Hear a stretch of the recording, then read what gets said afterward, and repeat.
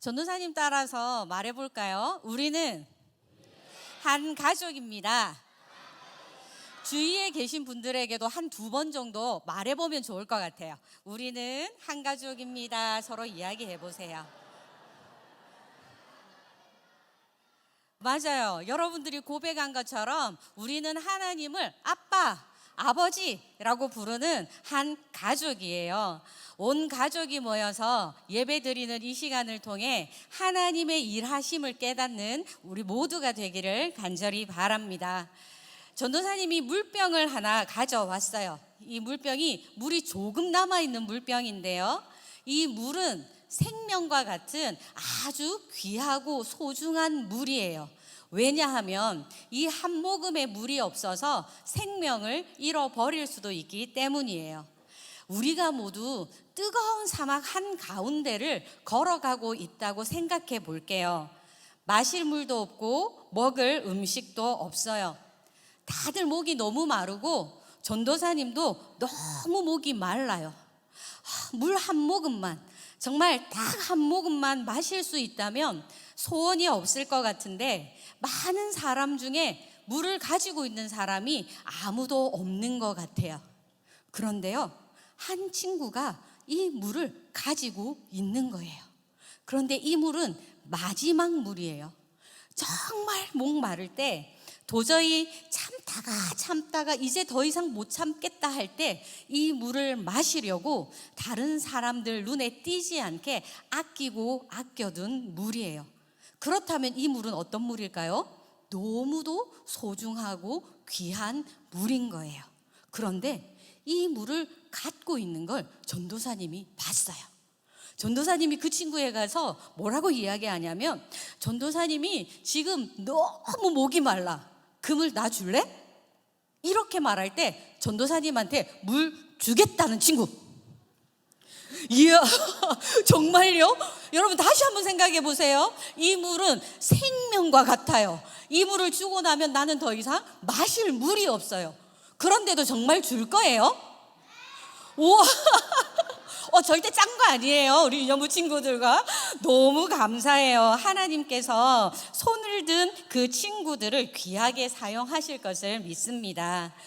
그런데 보통은요, 이렇게 마지막 남은 물을 다른 사람에게 주는 건 쉽지 않아요. 마지막으로 남은 물을 주고 나면 내가 정말 목이 마를 때 마실 물이 없기 때문이에요.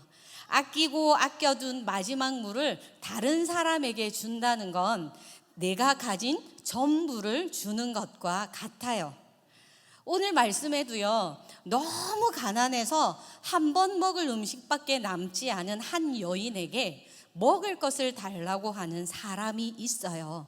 어떻게 해야 할까요? 말씀을 통해서 살펴보겠습니다. 전도사님이 성경 속으로 하면 이렇게 우리 유년부 친구들은 알아요. 렛츠고라고 외치는데요, 주먹을 쥐고 하늘을 향해 뻗으면서 렛츠고라고 한번 다 함께 외쳐주세요. 자, 성경 속으로 렛츠 고!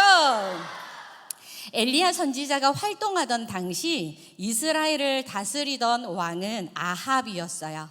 아합 왕은 하나님을 섬기지 않는 시돈 나라의 공주 이세벨과 결혼을 했어요.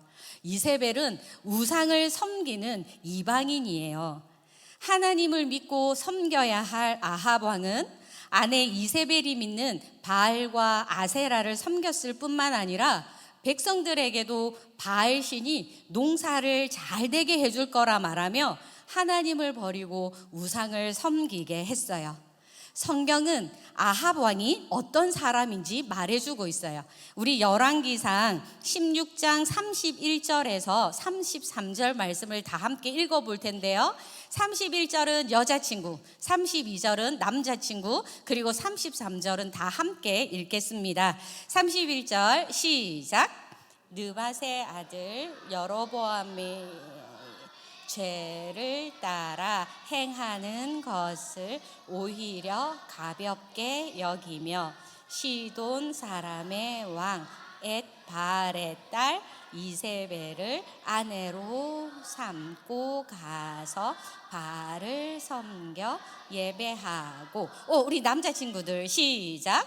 사마리아에 건축한 바알의 신전 안에 바알을 위하여 제단을 쌓으며 함께 읽겠습니다. 또 아세라 상을 만들었으니 그는 그 이전에 이스라엘의 모든 왕보다 심히 이스라엘 하나님 여호와를 노하시게 하였더라. 아멘. 성경은요, 아합 왕은 전에 있던 다른 왕보다도 더 악했다 이렇게 말해주고 있어요. 하나님만을 섬겨야 하는 이스라엘 왕과 백성들이 하나님을 버리고 우상을 섬긴 거예요. 하나님은 엘리야 선지자를 아합 왕에게 보내서 하나님의 말씀을 전하게 했어요. 나는 이스라엘 하나님 여호와를 섬깁니다. 여호와의 살아계심을 두고 맹세하지만 내가 다시 명령하기까지 앞으로 몇 년 동안 비나 이슬이 내리지 않을 것입니다. 이 말을 들은 아합 왕은 어땠을까요? 자신이 믿는 바알이 땅에 비를 내리고 농사를 잘 되게 해줄 거라고 믿었어요. 그런데 엘리야가 몇 년 동안 비나 이슬이 내리지 않을 것이다 라고 말한 거예요. 무슨 말일까요? 비를 내리는 분은 바알이 아니라 오직 하나님 한 분뿐이라고 말한 거예요. 하나님의 말씀을 선포한 엘리야는 아합 왕을 피해 숨어서 지낼 수밖에 없었어요. 하나님은 엘리야에게 말씀하셨어요. 여기를 떠나 동쪽으로 가서 요단강 동쪽에 있는 그릿 시냇가에 숨고 그곳에 시냇물을 마셔라. 내가 까마귀들을 시켜 내게 먹을 것을 가져다 주겠다. 엘리야는 하나님이 말씀하신 대로 그릿 시냇가에 가서 살았어요. 아침 저녁으로 까마귀들이 먹을 것을 가져다 주었고 그곳에 시냇물을 마시며 지냈어요. 엘리야가 말한 대로 이스라엘 땅에 비가 한 방울도 내리지 않았어요. 땅은 메말라 가고요. 식물들은 죽어가고 사람들이 마실 물조차 부족한 상황까지 이르게 된 거예요. 아합 왕은 화가 나서 군사들을 풀어서 엘리야를 찾아오라고 명령했지만 하나님께서 엘리야를 찾지 못하도록 보호해 주셔서 그 누구도 엘리야가 있는 곳을 찾아내지 못했어요. 오랫동안 비가 내리지 않았기 때문에 엘리야가 있던 시냇물도 말라버렸어요. 더 이상 그리 시냇가에 머무를 수 없게 되자 하나님은 엘리야에게 말씀하셨어요. 너는 일어나서 시돈 땅 사르밧으로 가서 살아라. 그곳의 한 과부에게 너를 돌보아 주라고 명령했다. 시돈 땅 사르밧이 어디일까요? 지도에 빨간색 화살표가 보이나요?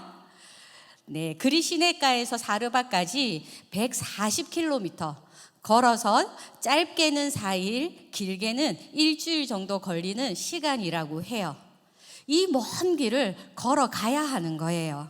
게다가 이곳은 아합 왕의 아내인 이세벨 왕비의 고향이자 우상을 섬기는 곳이기도 해요. 하나님은 엘리야 선지자에게 그곳에 들어가서 살라고 말씀하세요. 아합 왕이 지금 자신을 찾기 위해서 군사들을 풀었는데 적의 땅으로 들어가라고 말씀하시는 거예요. 엘리야는 하나님의 말씀에 순종하며 사르밧으로 갔어요. 사르밧 성문에 도착했을 때 남편을 잃은 한 여인이 나뭇가지를 줍고 있었어요. 먼 길을 걸어 도착한 엘리야는 그 여인에게 이렇게 말했어요. 마실 물을 한 그릇만 떠다 주시오. 떡도 조금만 주시오. 물을 가지러 가려던 여인은 떡도 조금만 가져다 달라는 말에 가는 길을 멈추고 엘리야에게 이렇게 말했어요. 우리 12절 말씀을 다 같이 읽겠습니다. 시작. 그가 이르되 당신의 하나님 여호와께서 살아 계심을 두고 맹세하노니 나는 떡이 없고 다만 통에 가루 한 움큼과 병에 기름 조금뿐이라. 내가 나뭇가지 둘을 주어다가 나와 내 아들을 위하여 음식을 만들어 먹고 그 후에는 죽으리라. 엘리야는요, 물과 떡을 조금 달라고 했을 뿐인데 여인은 왜 아들과 함께 죽으려고 한다는 이야기를 하는 걸까요? 이어서 김성진 목사님 나오셔서 말씀 전해 주시겠습니다.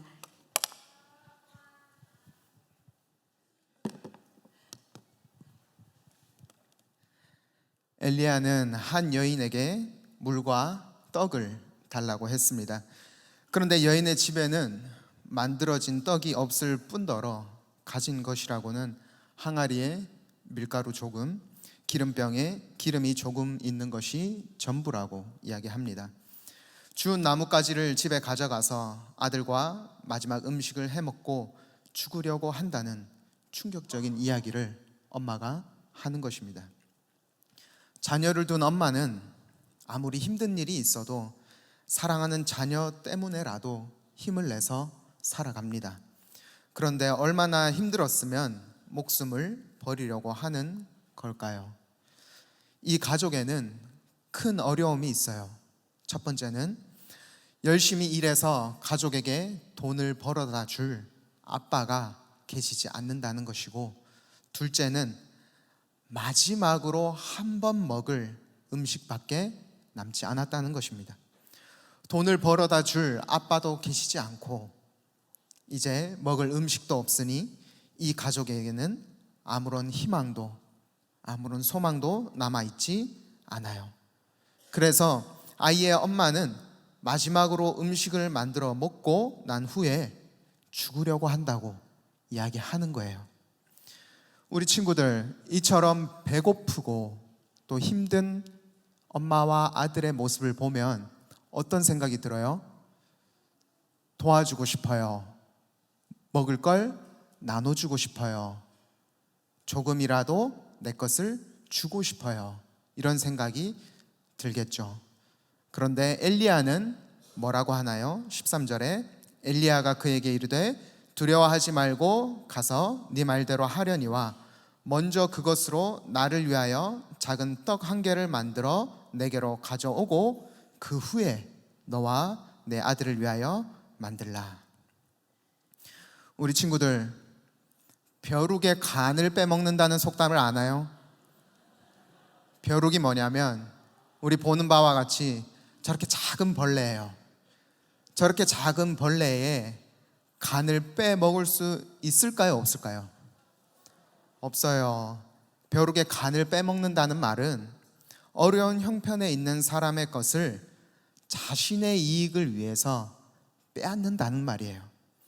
자, 그렇다면 지금 하나님이 엘리야를 통해서 벼룩의 간을 빼먹으려고 하고 계세요? 안 계세요?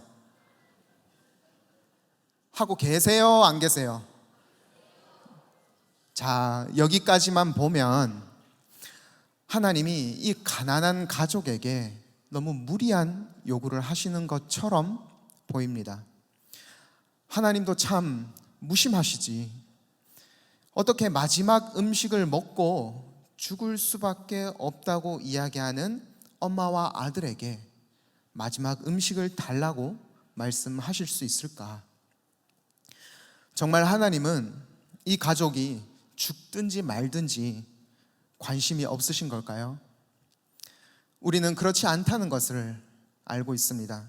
15절에 엄마가 하나님의 말씀대로 마지막 음식을 드리자 어떻게 됐어요? 16절 우리 함께 읽겠습니다. 여호와께서 엘리야를 통하여 하신 말씀같이 통에 가루가 떨어지지 아니하고 병에 기름이 없어지지 아니하니라. 아멘. 하나님께서는 엄마의 순종을 기쁘게 받으시고 기근 동안 음식이 떨어지지 않도록 가족을 먹이시고 살리셨어요. 앞서 한 모금 남은 물을 통해 살펴보았던 것처럼 나에게 있는 이 마지막 하나를 하나님께 드린다는 것은 정말 어려운 일이에요. 마지막 한 개를 드리고 나면 내게는 아무것도 남지 않아요. 내 마지막을 하나님께 드린다는 것은 나의 전부를 하나님께 드린다는 말과 같은 말입니다. 그래서 우리는 오히려 나의 전부라 할 수 있는 이 가장 소중한 것을 하나님께 드리는 게 아니라 내가 어떤 수단과 방법을 다 사용해서라도 철저히 지키는 것이 내가 살 수 있는 길인 것처럼 우리는 착각하기가 쉽습니다. 사단은 우리에게 이렇게 속삭입니다. 성진아, 너 이거 없으면 어떡하려고 그래? 정신 차려. 이게 마지막이야. 이거 드리고 나면 너 아무것도 없어. 아무것도 없으면 너 앞으로 어떻게 살려고 그래? 이렇게 우리의 마음에 불안과 두려움을 부추깁니다. 그래서 우리는 마지막이니까 절대 빼앗기지 말아야지, 절대 주지 말아야지. 아니요, 더 나아가세요. 내 것을 빼앗기지 않는 것을 더 넘어서서 내가 살아남기 위해 다른 사람의 것까지 내가 빼앗아 와야겠다. 다른 사람이 죽든지 말든지 나부터 살아야지. 내가 다 가질 거야 라는 생각이 우리에게 찾아옵니다. 우리가 이렇게 생각하면서 서로를 바라보면 어떨까요? 우리 안에 사랑이 없겠죠. 우린 서로를 미워하며 서로를 볼 때마다 내 것을 빼앗아 갈까봐, 아니면 어떻게 하면 저 사람 것을 빼앗아 올까, 우리는 불안하며 두려워하며 서로를 볼 수밖에 없을 것입니다. 그러나 내 마지막 한계를 나의 전부인 양 붙들고 목숨과 같이 지키려 하지만 그 끝은 어떻습니까? 오늘 본문 12절에 나와 내 아들을 위하여 음식을 만들어 먹고 그 후에는 죽으리라. 나에게 있는 것을 단순히 나를 위하여, 우리 가족을 위하여 소비하고 나면 그것은 결국엔 한계에 맞닥뜨리게 됩니다. 우리 가정 안에 진정한 소망이 회복되지 않으면 지금 당장 내 손에 무엇이 있다고 해도 아무 소용 없습니다.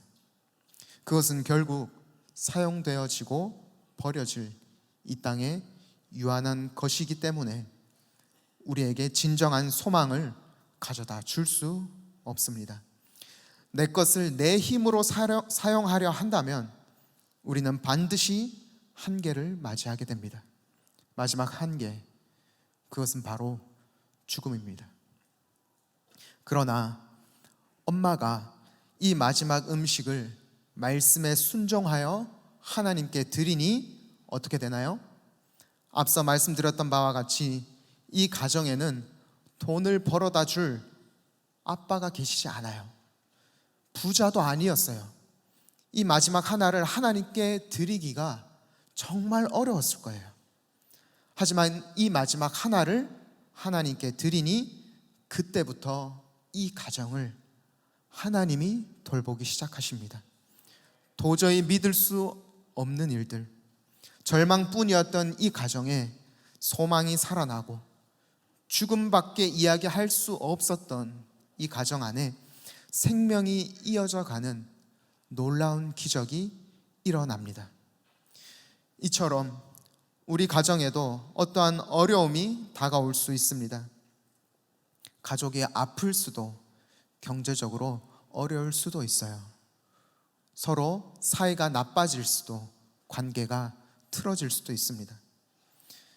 이때 내가 가진 것을 내 힘으로 내가 사용해서 해결하려고 한다면 우리 가정은 곧 한계에 직면하고 말 것입니다. 결국 죽음으로 갈 수밖에 없는 그 한계 말입니다.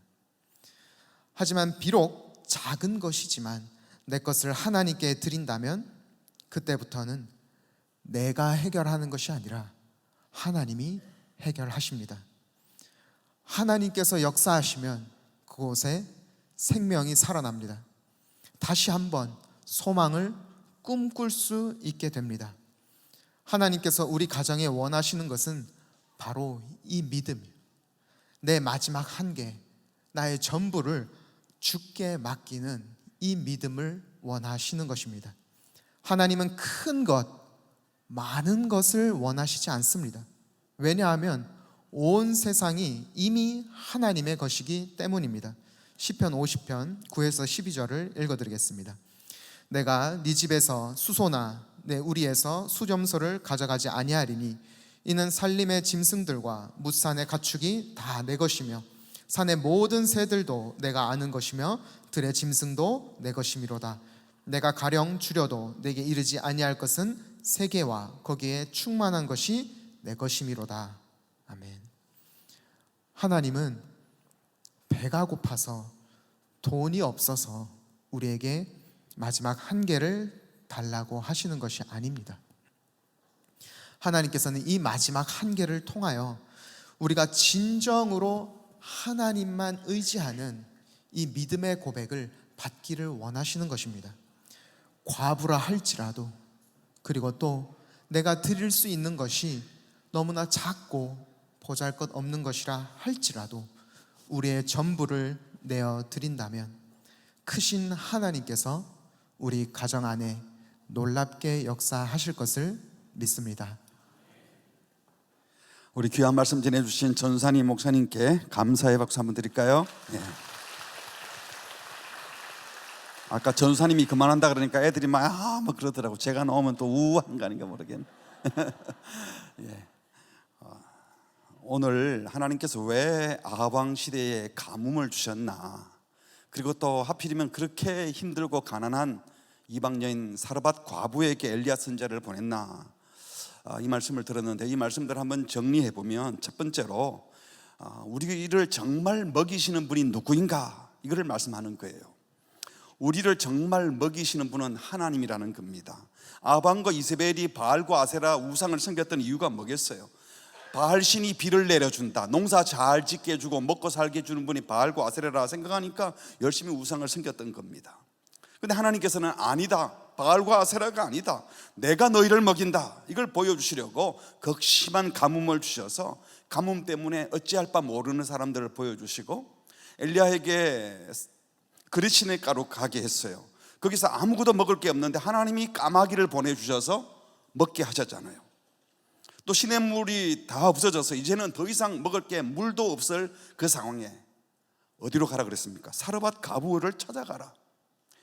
정말 우리를 먹이시는 분은 권력을 가진 아방도 아니고 바알과 아세라 우상도 아니고 돈 많은 부자도 아니고 정말 먹을 수 없은 그 순간에 우리를 먹이는 분은 오직 하나님이심을 보여주려고 가뭄도 주시고 시냇가에서 먹여도 주시고 사르밧 과부에게도 가라고 한 겁니다.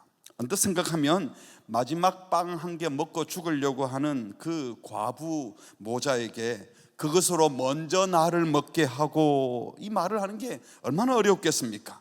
하지만 선지자는 확신에 차서 말할 수 있었어요. 벼룩의 간을 빼먹는 게 아니고요. 13절에 보니까 엘리야가 그에게 이르되 두려워하지 말고 가서 네 말대로 해라. 그래, 너 먹을 거야. 그런데 그 전에 나를 위하여 작은 떡 한 개를 먼저 만들어 가져와라. 그 후에 너와 네 아들을 위하여 만들라. 그렇게 말씀하실 수 있는 이유는 14절입니다. 같이 있습니다. 시작.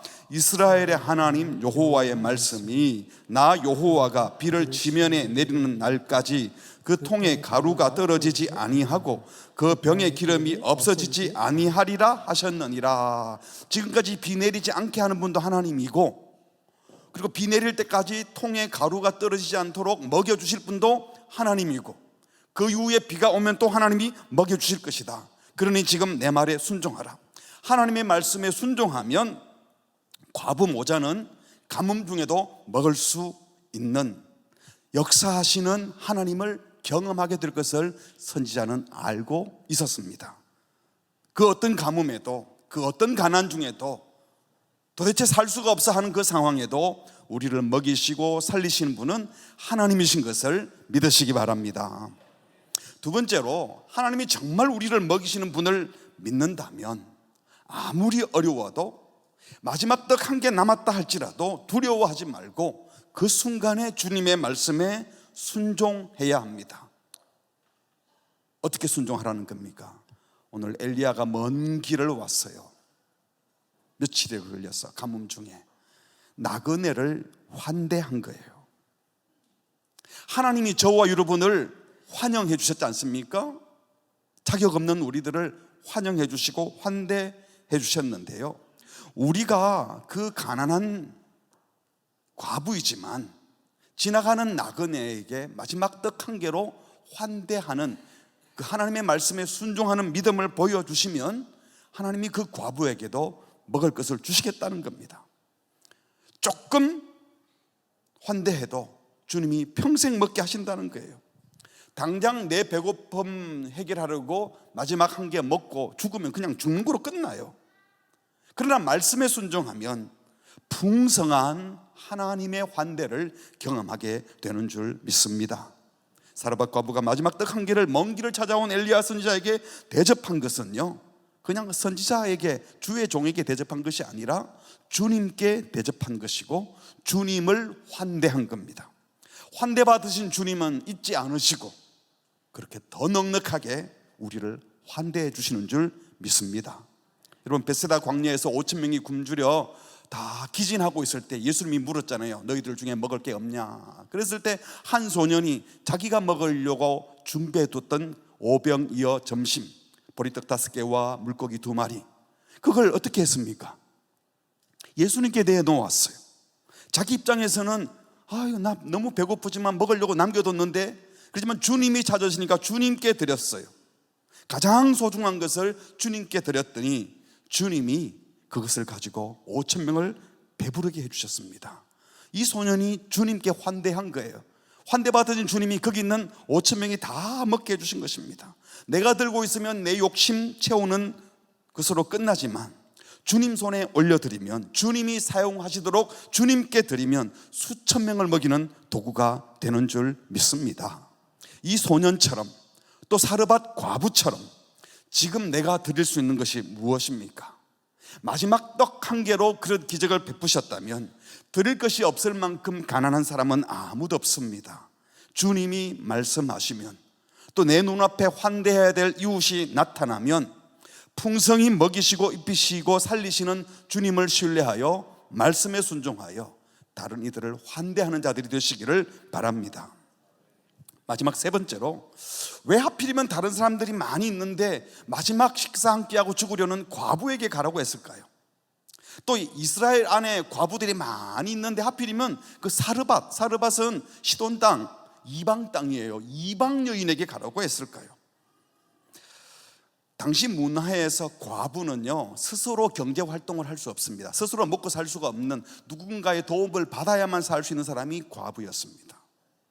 또 이방 여인이라고 했는데, 여자도 하찮게 여겼지만 특별히 이방 여인은 이스라엘 백성들 입장에서는 개 취급하던 사람들이었습니다. 인간으로 치지도 않았어요.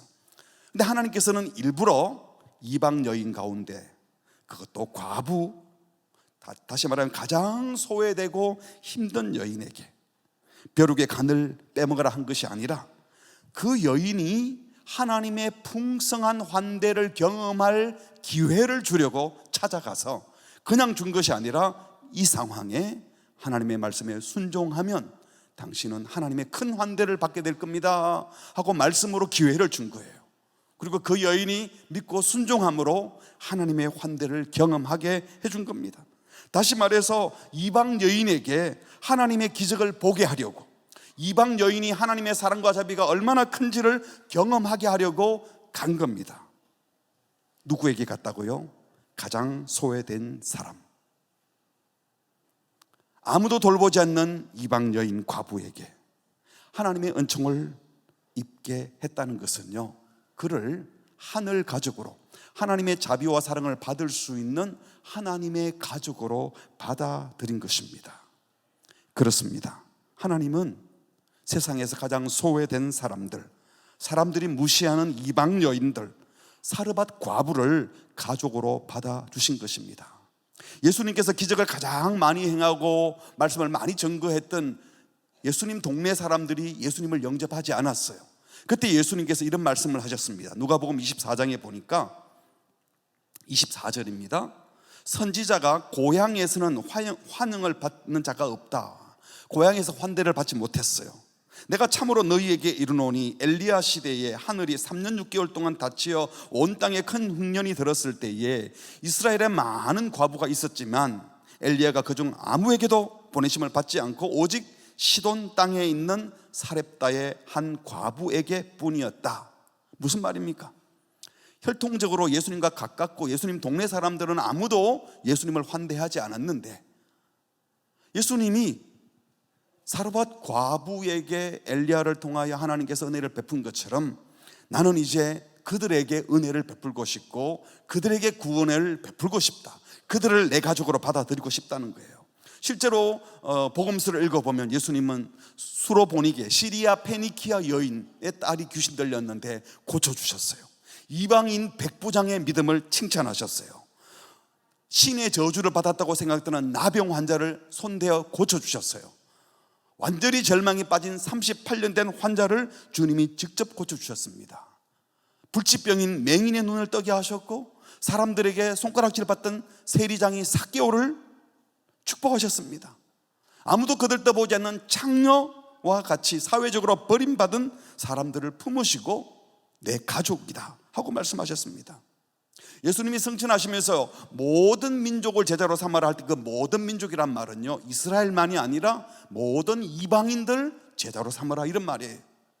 예루살렘, 유대, 사마리아 땅끝까지 내 증인이 되라 이 말은 유대인들만이 아니라 이방 사람, 사마리아 사람들도 그리고 저 땅끝에 있는 소외된 하나님의 약속과는 거리가 없다고 생각하는 그 사람들에게도 은총이 임할 거라는 겁니다.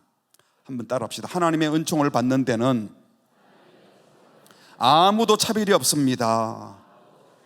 오히려 세상적으로 잊혀진 사람, 버려진 사람, 무시받는 사람, 고난 중에 있는 사람, 외로운 사람, 불편과 장애가 있고 속마음을 털어놓을 사람이 아무도 없는 사람, 그들을 다 하늘 가족으로 받아주시겠다고 말씀하십니다. 오늘 우리가 온가족 연합 예배로 드리고 있어요. 오늘 특별히 찬양대회는 할아버지, 할머니, 어머니, 아버지 3대가 함께 예배하고 찬양하는 분 너무 감사한 일이죠. 그런데 여러분, 그것보다 훨씬 더 아름다운 가족은 예수 그리스도 안에서 아무도 소외시키지 않고 모두를 영적 가족으로 받아들이며 함께 예배하려고 하고 그들을 가족으로 받아들이는, 아무도 소외시키지 않는 영가족, 영적 가족, 그게 진짜 아름다운 가족인 줄 믿습니다. 여러분, 사도 바울이요 교회를 이렇게 말했어요. 에베소서 2장 19절에 보니까 교회를 뭐라고요? 하나님의 권속, 권속이란 말은 Family of God, 하나님의 가족이라고 했습니다. 누가 하나님의 가족입니까? 과부는 아빠가 없어서 먹을 게 없다 그랬는데 하나님을 아빠 아버지라 부르며 하나님이 나를 먹이신다, 하나님이 내 아버지다, 그들이 하늘 가족이에요. 아멘. 정말 하나님을 아버지로 모시면 하나님의 마음을 알고 하나님은 네 혼자 배부르려고 하지 말고 같이 배불러야 돼, 이 마음을 가지고 나만 배부르려고 하지 않고 모든 가족이 함께 배부르려고 하는 사람들, 그들이 하늘 가족입니다. 무엇보다도 부모님들도 그렇잖아요. 자녀들이 많이 있으면요 모두가 다 말 잘 듣고 착하고 믿음이 가는 게 아니라 마음에 쓰이는 아이들이 있습니다. 오히려 마음에 쓰이는 그 자녀에게 아픈 손가락에 더 마음이 간다고 그러잖아요. 그게 정상이에요. 우리 하나님 마음도 그렇습니다. 우리 그리스도인들도 내 마음에 드는 사람, 늘 잘 지내는 사람도 있지만 소외된 사람, 힘든 사람들, 그들을 가족으로 받아들이는 사람이 진짜 하나님의 가족입니다. 오늘 예배드리는 우리 모두가 주 안에서 한 가족 된 것을 기억하면서 우리끼리만 즐거운 것이 아니라 또 소외되어 있는 그들을 가족으로 환대하고 한 가족으로 나아가는 우리 모두가 되시기를 주님의 이름으로 축복합니다. 말씀을 맺습니다. 우리를 먹이시는 분, 우리를 살게 하시는 분은 누구십니까? 하나님이심을 믿으시기 바랍니다. 정말 하나님을 믿으신다면 마지막 남은 떡 한 개 내 거야, 내가 먹고 죽을 거야, 바보 같은 소리잖아요. 내가 먹고 죽을 거야가 아니라 그 마지막 한 개가 남았다면 주께 기꺼이 내어드림으로 주님이 나만 아니라 우리 모두를 배부르게 하는 것을 매일매일 경험하며 살아가시기를 바랍니다. 그 주님께서, 그 하나님께서 저와 여러분을 하늘 가족으로 기꺼이 환대해 주셨던 것을 생각하면서 우리도 주변에 외롭고 힘든 이웃, 주님의 은혜가 더 필요한 사람들을 기꺼이 하늘 가족으로 환대하는 우리 모두가 되시기를, 매일매일 주님이 먹여주신다고 고백하는 우리 모두가 되시기를 주님의 이름으로 축복합니다. 아멘. 우리 유치부 어린아이들이 먹기 전에 부르는 노래 있잖아요. 날마다 우리에게. 우리 같이 한번 노래할까요? 진심을 다해서 정말 좋은 찬양이에요. 날마다 우리에게 양식을 주시는, 양식을 주신, 누가 주신다고요? 은혜로우신, 은혜로우신 하나님 참 감사합니다. 어린이 청소년들이 합니다. 더 큰 소리로 양식을 주시는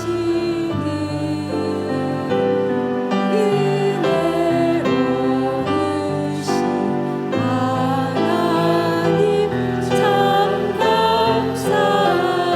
다시 한번 다 같이 할까요? 날마다 우리에게.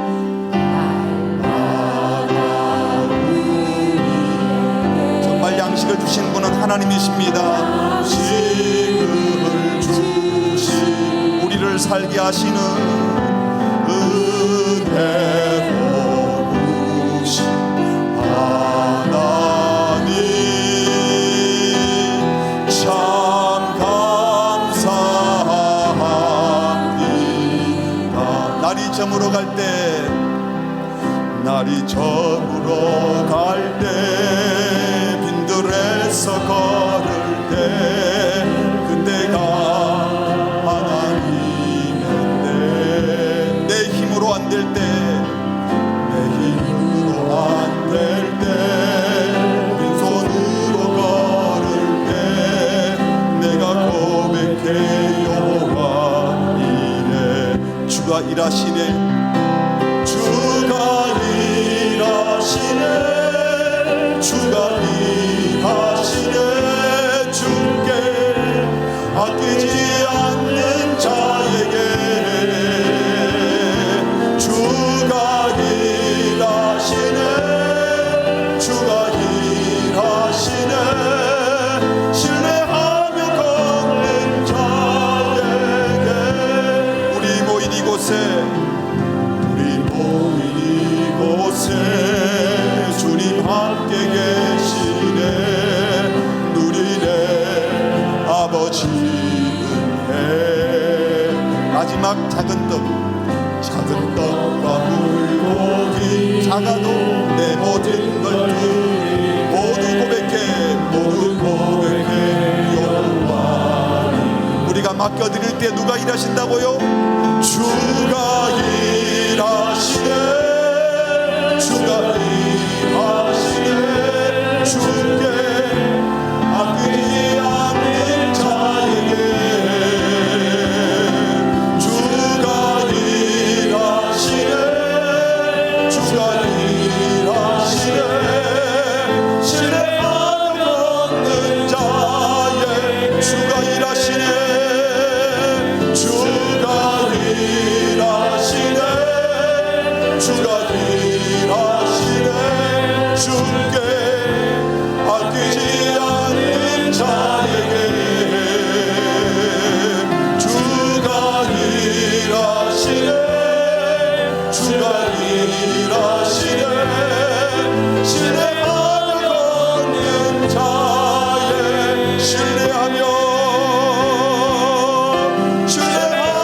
걷는 자에게.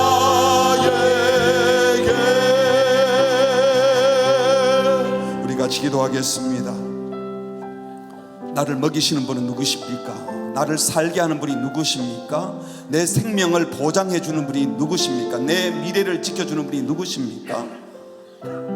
저금해 둔 돈입니까? 보험회사에서 나오는 돈인가요? 뭘 믿고 신뢰하고 있습니까? 우리 자녀들 잘 양육하고 싶었는데 혹시 믿음에서 떠난 분들이 있습니까? 우리가 할 때까지 했는데 부족해도요, 주님께 맡기고 우리 부모님들이 주님을 신뢰하면서 나를 먹이시는 분은 주님이다. 내가 옛날에는 믿음이 있다고 하면서 엉터리로 살았는데 이제 주님을 신뢰하고 사니 너무 얼마나 감사한지 몰라 하고 믿음의 삶을 살고 주님을 신뢰한 걸 보여줘 보세요. 마지막 떡 한 개 남았는데 그걸 가지고 이웃에게 베풀다가 주님이 환대해 주시는 것을 경험하며 살아보세요. 그러면 나 같은 자식들도 돌아올 거고요. 또 우리가 그 믿음으로 은혜로 살면 그 모습이 다른 이들에게 복음의 증거가 될 겁니다. 이 시간 기도할 때 나는 지금 누구를 신뢰하고 있는가? 누가 나를 먹이는 분인가? 마지막 떡 남은 거 하나 들고 부들부들 떨고 있는지, 아니면 주께 맡겨드리는 믿음이 있는지, 나는 얼마나 이웃을 환대하고 살았는지, 나만 먹고 살려고 했는지, 함께 살려고 했는지 말씀을 돌아보면서 정말 나를 먹이시는 분, 일용할 양식을 주시는 분, 날마다 생명을 주시는 분은 주님이심을 믿습니다 고백하며 주님, 이 믿음이 전수되게 하여 주시옵소서. 우리 모든 가족 공동체가 하늘 가족으로 환대하며 사는 공동체 되게 하여 주시옵소서. 합심해서 기도하시겠습니다. 하나님 아버지, 우리에게 말씀을 주시고 깨우쳐 주시고 들려주시고 고맙게 감사합니다. 주님이 일하여 주시고 주님이 역사하여 주시옵소서. 주님, 우리 국경에 나타나 주시고 하나님께서 역사하여 주시옵소서. 주의 사랑과 은혜를 경험하게 하시고 주의 말씀을 배우게 하시고 주의 뜻을 이루어나가게 하여 주시옵소서. 주님이 일하신 것을 경험하며 주님의 영광을 경험하며 나아갈 수 있도록 하나님이여 하나님의 은혜를 베풀어 주시옵소서. 하나님 우리를 먹이시는 마지막 때를 믿고 드릴 때 주님의 평생을 책임져주시고 환대해주고 하나님 아버지, 주가 먹이시는 줄 알고 주의 뜻을 따라 환대하며 받아들이며 이웃의 가정을 넓혀가며 살아가는 우리 모두가 될 수 있도록 주여 은혜를 베풀어 주시옵소서. 오늘 우리의 찬양을 받으시고 우리의 기도를 들으시고 주님을 사랑하며 주의 영광을 구하며 살게 하여 주시옵소서. 주님, 주님 온전히 가입하여 주시옵소서. 우리의 자녀들에게 임하여 주시고 주의 성령의 자들을 손잡아 주시고 저를 위로하여 주시고 주님 잡아 주시옵소서. 주님 축복하여 주시옵소서. 주님 도와 주시옵소서. 주님 은혜를 베풀어 주시옵소서.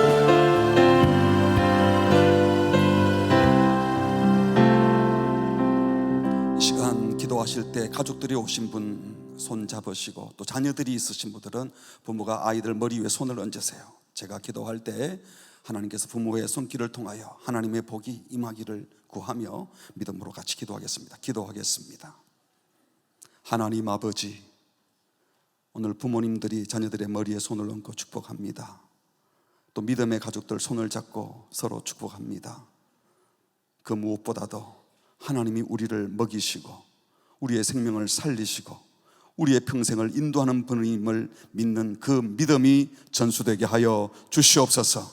우리 부모가 해줄 수 있는 것은 한계가 참 많지만, 우리가 또 잘못한 것도 많지만, 주께서 지금 다시 우리 부모들에게도 은혜 베푸시고 자녀들에게도 은혜 베풀어 주셔서 우리 하나님이 어떤 분임을 알고 경험하고 마지막 남은 떡 한 개 믿음으로 환대하며 섬길 때 주님이 천배 만배 갚아주시며 우리의 인생을 인도하시는 분임을 함께 믿게 하여 주시옵소서. 이 믿음 때문에 자기만 살려고 애쓰는 이기적인 아이들이 아니고, 그런 성도들이 아니라 환대하며 받아들이며 이웃의 지경을 넓혀가며 다른 사람들의 이야기에 귀를 기울이며 안아주고 품어주는 그런 공동체 되게 하여 주시옵소서. 우리 교회 안에 혹시라도 외롭고 지치고 힘든 사람들이 있습니까? 육신의 가족들 때문에 힘들어하는 분들이 있습니까? 하늘 가족으로 인하여 위로받게 하시고 육신의 가족도 회복되게 하시고 우리 모두가 영적인 가족, 영가족으로 살게 하여 주시옵소서. 예수님의 이름으로 축복하며 기도합니다. 아멘.